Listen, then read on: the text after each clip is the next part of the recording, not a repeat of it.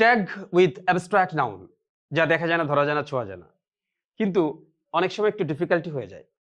Common নাউনের পূর্বে যদি আর্টিকেল বসাই তাহলে সেটা অ্যাবস্ট্রাক্ট নাউন হয়ে যায়, এবং সেই নাউনটাকে যদি অন্য কোনো নাউন বা প্রোনাউনের ভিতরে আছে বা দেখা যায় এরকম ধারণা করা হয় বা বোঝানো হয়, তাহলে কিন্তু আমরা অটোমেটিক্যালি তার পরিবর্তে ইট বসাবো।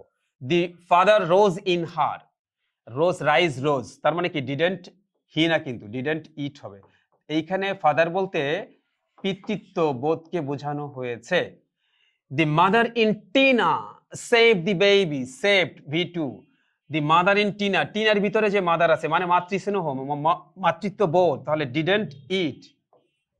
এটা ভেরি সিম্পল। অনেকে এখানে কি করে শিটি দিয়ে চলে আসে, এই কাজ করবে না তোমরা কখনো। দি sister in her Aja rare, অজ তাহলে সিস্টার, তার ভিতরে যে সিস্টার ইন হার আছে মনে করা হচ্ছে, তাহলে অ্যাবস্ট্রাক্ট, তাহলে অজেন্ট ইট। অনেকে শি দিয়ে চলে আসে পরীক্ষায়, কি অবস্থা, হ্যাঁ। দি ফ্রেন্ড ইন দি বয়েজ, ছেলেদের ভিতরে যে বন্ধুত্ব রয়েছে, ফ্রেন্ডশিপ বা ফ্রেন্ডশিপ কোয়ালিটি আছে, সেই ফ্রেন্ডশিপ কোয়ালিটিকে মিন করেছে। ইজ তাহলে ইজেন্ট ইট, এই বয়েজ না কিন্তু।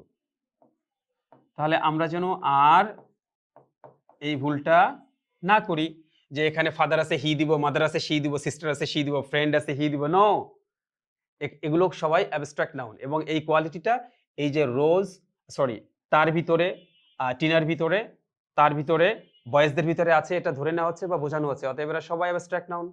ট্যাগ কোশ্চেন এদের পরিবর্তে ইট হবে। Thank you.